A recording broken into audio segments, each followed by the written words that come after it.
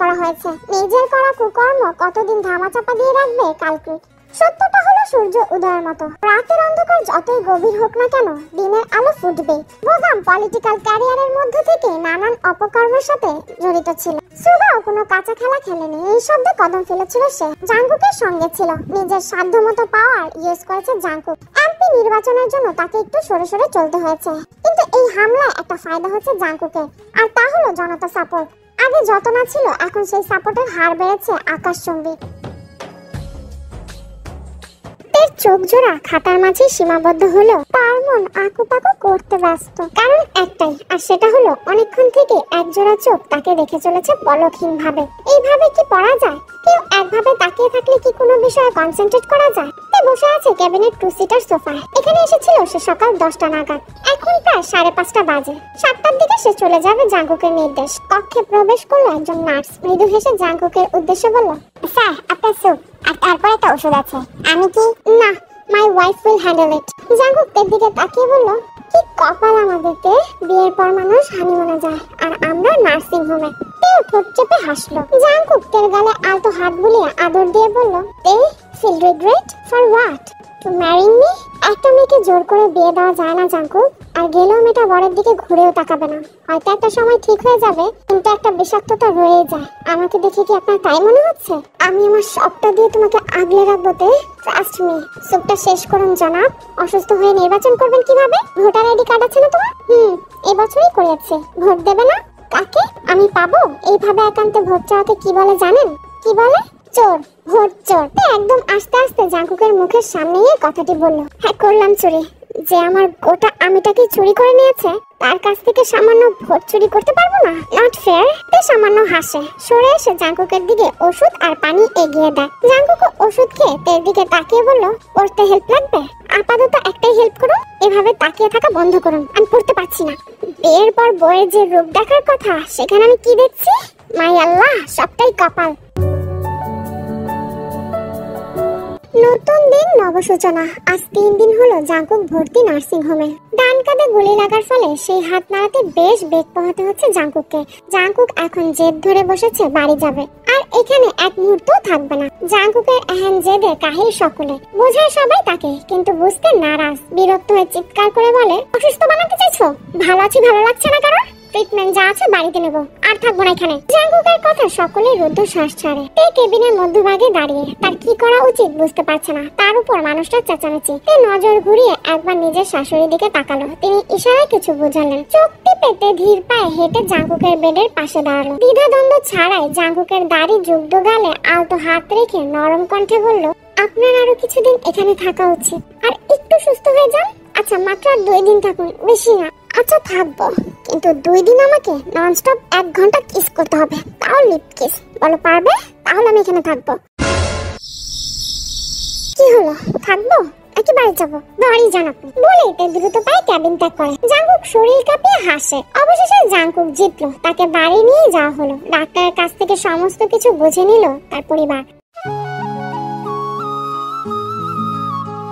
বৃহৎ বিছানার এক পাশে আধশোয়া হয়ে শুয়ে আছে জাঙ্কুক। সে বাড়িতে এসেছে প্রায় আধা ঘন্টারও বেশি। এর মধ্যে তে ফ্রুটস নিয়ে রুমে ঢোকে। আন্টি ফ্রুটস দিয়েছে, খেয়ে নিন প্লিজ, তারপর আপনার একটা ওষুধ আছে। জাঙ্কুক তেকে নিজের কাছে রাখে। তে ধীর পায়ে তার সান্নিধ্যে দাঁড়ায়। জাঙ্কুক তের হাত টেনে নিজের কাছে বসিয়ে দিল। কিছুটা সিরিয়াস ভঙ্গিতে বলল, আমার মা তোমারও মা, আন্টি নয়, ঠিক আছে? ঠিক আছে, গুড। এবার আমার এই টি-শার্টটা খুলতে হেল্প করো তো ডার্লিং। 2 দিন একই টি-শার্ট পরে আছি, ভীষণ অস্বস্তি হচ্ছে। বিনা বাক্যে হেল্প করে জাঙ্কুককে। এই কিছুদিনের মধ্যে জাঙ্কুককে বহুবার সে বিনা কাপড়ে উদাম শরীরে দেখেছে, তাই আজ আর কোনো প্রকার হেজিটেশন হলো না তার। কাবার্ড থেকে একটি ব্ল্যাক পলো টি-শার্ট বের করে আনে। তার আগে জাঙ্কুক টাওয়াল ভিজে তার শরীর মুছে নেয়। জাঙ্কুকের এবার কিছুটা ফ্রেশ লাগছে। পরিপাটি ছেলে সে। জাঙ্কুক থেকে বলে, ড্রেসিং টেবিলের উপরে একটা ক্লাইভ ক্রেশন পারফিউম আছে, ওটা একটু নিয়ে আসো। নিয়ে আসে। জাঙ্কুকের দিকে তা এগিয়ে দিতেই বলে, ঘাড়ের 2 পাশে লাগিয়ে দাও। কিছুটা জাঙ্কুকের দিকে ঝুঁকে পারফিউম লাগিয়ে দেয়। জাঙ্কুকের নাকে ঠেকলো মেলিগ্রাম। মনে মনে সে চক কষে ফেলেছে। এই বদনের উপর সে কিছুক্ষণ পর আধিপত্য বিস্তার করবে। গোপনে বাঁকা হাসে সে। দরজা লক করে দাও তো জানতে। এবার টানা পড়ায় পড়ে ভোরকে তাকালো জাঙ্কুকের দিকে। সেই দৃষ্টি দেখে জাঙ্কুক আলতো হেসে বলে, ডোন্ট প্যানিক তে, এখন আমি সিক। তুমি যা ভাবছো সেটার জন্য অনেক এনার্জির প্রয়োজন। আপাতত অত এনার্জি আমার নেই। তারপর সেলাই টান পড়া একটা ব্যাপার তো আছেই। মোটা আমি সেরকম কিছু ভাবিনি বলে দরজা লক করে দিল। জাঙ্কুক ইতিমধ্যে ফ্রুট শেষ করে ফেলেছে। তে তাকে ওষুধ দেয়, সেটা সেবন করে জাঙ্কুক বিনা বাক্যে। I need a long sleep. তো ঘুমিয়ে যান, আমি আছি বসে। I need you too. মানে তেকে এর বেশি বলতে দিল না জাঙ্কুক। তের হাত টেনে সোজা বিছানায় ফেললো। নিজ দায়িত্বে তেকে আধো শোয়া হয়ে শুয়ে দিল সে। ওড়না গলা থেকে সরিয়ে ফেললো, উন্মুক্ত করে তের গলা, কাঁধ, ঘাড় পুরোটা সময় তে কেঁপে উঠেছে শুধু। ভারী কি নিঃশ্বাস ফেলেছে। গলা থেকে কিছু বের করার শক্তিটুকু নেই তার কাছে। সবকিছু শেষে জাঙ্কুক উপর হয়ে শুয়ে পড়লো তের চিকন বদনের ওপর। মাথা রাখলো ছোট্ট বক্ষদেশে।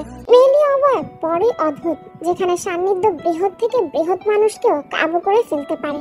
জাঙ্কুক দুই হাতে ঝাপটে ধরে মেয়েটাকে। গলায় মুখ গুজে দিতে অস্পষ্ট সুরে বলে, নড়াচড়া করবে না, আমি ঘুমাবো। সন্ধ্যার দিকে বাড়ি যাবে। আমি সজাগ না হওয়া পর্যন্ত এই রুম থেকে পা বাহিরে বের করবে না। হুকুম জারি করে জাঙ্কুক চোখ বুঝে ফেলল। তার আগে অবশ্য তের ঘাড়ে ঠোঁটে ছোঁয়া দিতে ভুলল না।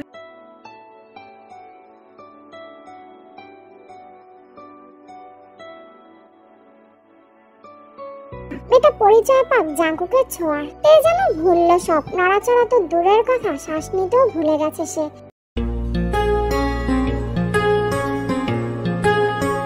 এর ঘুম ভাঙলো ঠিক সন্ধ্যায়। জানালার পর্দা ভেদ করে মৃদু সোনালী কমলা মিশ্রিত রঙের আলো প্রবেশ করছে। কক্ষ প্রায় আধারে তলিয়ে। তে একবার নিজেকে দেখলো। নাজুক অবস্থা তার জামা কাপড়ের। মাথায় একটু প্রেসার দিতে মনে পড়লো বিশেষ কিছু।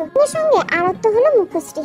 আশেপাশে সেই পুরুষের অস্তিত্ব নেই। তে ভ্রু কুঁচকে একবার নিজের কাঁধে নাক নিতে গেলে বুঝতে পারে এটা তার শরীর থেকে আসছে, কিন্তু ঘ্রাণটা একটু ভিন্ন। মনে পড়লো এটা জাঙ্কুকের পারফিউমের ঘ্রাণ। তে আর বেশি লাজে রাঙালো না, আর শরীরে দেওয়া নরম চাদরটা সরিয়ে উঠে বসে। কানে আসে জাঙ্কুকের কণ্ঠ। শান্ত নীরব পরিবেশে ছেলেটার কথা স্পষ্ট শোনা যাচ্ছে। কারোর সাথে খুবই বিরক্ত নিয়ে কথা বলছে ছেলেটা। তে কণ্ঠ লক্ষ্য করে সেদিকে এগিয়ে যেতে লাগলো। জাঙ্কুক ফোন পকেটে পড়ে বেলকনি থেকে ভেতরে আসতে আসতে অস্পষ্ট একটা গালি দিল। জাঙ্কুক রুমে এসে তাকে দেখলো। অগোছালো চুলে মেয়েটাকে নিদারুণ লাগলো। জাঙ্কুক বিস্তার হাসলো। কপালের চুলে আঙুল ধরা ঠিক করতে করতে বলল, ভালো ঘুম হয়েছে আশা করি। কখন উঠলেন? কিছুক্ষণ আগে। সন্ধ্যা হয়ে গেছে? ফেলেনি বডি পেইন? তে সামান্য চোখ তুলে তাকালো। জীবনের প্রথমবার কোনো পুরুষ এত বেশি সান্নিধ্য তাকে একটু বেশি শরমে ফেলছে। তার উপর পুরুষটি তার হাজবেন্ড। জাঙ্কুকের দিকে ভালো করে তাকাতেই পারছে না তে। সামান্য ঢোক গিলে ধীর কণ্ঠে বলল, ফ্রেশ হয়নি? তে চলে যেতে নিলে জাঙ্কুক থেকে আটকায়। নিজের দিকে টেনে মাথা ঝুঁকিয়ে বলে, প্রশ্ন করেছি, উত্তর দাও। আমার সাথে ইজি হতে আমার ভালো লাগবে। আমার সাথে তুমি সব শেয়ার করবে। এটা শুধু একটা ঝলক ছিল, বাকি তো বাকি আছে বলে তের গালে চুমু খেলো। তে চোখ বুজে ফেললো। ঠোঁটের কোণে সামান্য হাসি বিদ্যমান। আলতো সুরে বলে, আমি ঠিক আছি, এবার যাই। যাও ডার্লিং, আপাতত আটকে রাখলে আমি পিছলে যাব। সেটাই মুহূর্তে আমি চাইছি না। তে ফ্রেশ হয়ে এসে আয়নার সামনে দাঁড়ায়। চুল আছড়ে বেনি করে। ওড়না ঠিক করতে নিলে তার চোখে পড়ে কাঁধের কিনারে ছোট লালচে গোল দাগ দেখে সেটা আলতো আঙুল ছোঁয়ায়। তের মাথা থেকে বেরিয়ে যায় সবকিছু। চিন্তায় মগ্ন হয়। এটা কি অ্যালার্জি নাকি র্যাশ? তে খেয়াল করে জাঙ্কুক রুমে আসছে, সাথে সাথে তার মা। তে তাড়াতাড়ি মাথায় ওড়না দিয়ে শাশুড়ি মাকে দেখে লজ্জা পায় প্রবল। নাস্তার প্লেটগুলি টি টেবিলে রেখে জাঙ্কুকের মা তের দিকে এগিয়ে গেল। মিষ্টি হেসে বলল, দুপুরে তো কিছু খেলা না। জাঙ্কুক বলেছিল তুমি ঘুমাচ্ছ, তাই আর ডাকাডাকি করিনি। এখন নিশ্চয়ই খিদে পাচ্ছে। কি একটা অবস্থা বলো তো। প্রথমবার শ্বশুর বাড়িতে এসেছো তুমি, একটু আদর যত্ন করতে পারলাম না মা? না না মা, ইটস ওকে। আমি মানে, আচ্ছা আগে খেয়ে নাও দেখি। আমার সামনে বসে খাও, তারপর সব শুনবো। খিদে পাচ্ছে জানি, একটু একটু পাচ্ছে। বিরিয়ানি জাঙ্কুকের খুব পছন্দের, তাও আমার হাতের বানানো। তুমি বলো তো কেমন হয়েছে? মজা, অনেক মজা, তাই নাকি? খাওয়া শেষে জাঙ্কুকের মা বেরিয়ে গেল। এই সামান্য পানি খেয়ে জাঙ্কুকের দিকে তাকালো। সে কিনা এতক্ষণ সিঙ্গেল সোফা টায়ের উপরে পা তুলে তের দিকেই তাকিয়েছিল। জাঙ্কুক এবার উঠে তের সম্মুখে হাঁটু গেড়ে বসলো। আমি ড্রাইভার আঙ্কেলকে বলে দিয়েছি তোমাকে বাড়ি পৌঁছে দেবে। আমি যেতাম, কিন্তু সেটা এই মুহূর্তে সম্ভব হচ্ছে। পার্টির কিছু লোকজন আসবে, আর আসার প্রয়োজন নেই। সামনেই পরীক্ষা, পড়ো ভালো করে। আমি কাল থেকে বিজি হয়ে যাব। অনেক কিছু পেন্ডিং অবস্থা পড়ে আছে। ইলেকশনও প্রায় কাছাকাছি। সময় পেলে আমিই যাব। নিজের খেয়াল রাখবে আশা করি। আপনি নিজের খেয়াল রাখবেন, ওষুধ খাবেন সময় মতো। Order my darling. আমাদের বিষয়ে এখন কাউকে কিছু বলার প্রয়োজন। যারা জানে তারা আমাদের আপনজন, এর বাইরে কাউকে কিছু বলবে না। কেন? আমার ফিল্ড এত সহজ নয় জান। এখানে একে অপরের নরম জায়গা খুঁজে থাকে সবাই। একটু কিছু হলেই সেই নরম জায়গায় কামড় দেওয়ার স্বভাব আছে। আর আমার সব থেকে বেশি নাজুক জায়গা তুমি আর আমার পরিবার। কিন্তু ফ্যামিলি নিয়ে খুব একটা টেনশন নেই আমার। বাবা আছে সেই দিকটা দেখার জন্য, কিন্তু তোমার দিকটা আমাকেই দেখতে হবে। তোমার প্রতি আমার দায়িত্ব আছে। সম্মতি সূচক মাথা নাড়ালো। সময় নিয়ে একটা চুমু দিল জাঙ্কুক। শেষে তের অধরে শক্ত একটা চুমু দিয়ে বলল, মোহর লাগিয়ে দিলাম তুমি আমার। চলো, ড্রাইভার আঙ্কেল অপেক্ষা করছে। ওহ ওয়েট ওয়ান্স अगेन। জাঙ্কুক উঠে আলমারি খুলে একটা বাক্স বের করে আনলো। প্লাটিনাম নজর কাড়া একটা আংটি বের করে তের বাম হাতের অনামিকা আঙ্গুলে পরিয়ে দিল। তোমার গিফট। আর হ্যাঁ, তোমার অ্যাকাউন্টে তোমার দেনমোহরের টাকা পাঠিয়ে দিয়েছি, একবার চেক করে নেবে মনে করে। এত টাকা দিয়ে আমি কি করব? তোমার টাকা যা ইচ্ছা তাই করো। মেয়েদের তো কত শত ইচ্ছা থাকে, সেগুলোই করো। আমার কোনো ইচ্ছা নেই। আচ্ছা বাবা, রাখো তোমার কাছে, আমি পরে নিয়ে নেব, ঠিক আছে? তে সম্মতি দিল। জাঙ্কুক গাড়ির দরজা খুলে তেকে বসিয়ে দিল। মিস ইউ জান, নিজের যত্ন নেবে। আপনিও। গাড়ি বাড়ির মেইন দরজা হতে বেরিয়ে গেল। জাঙ্কুক সেদিকে তাকিয়ে রইল কিছুক্ষণ।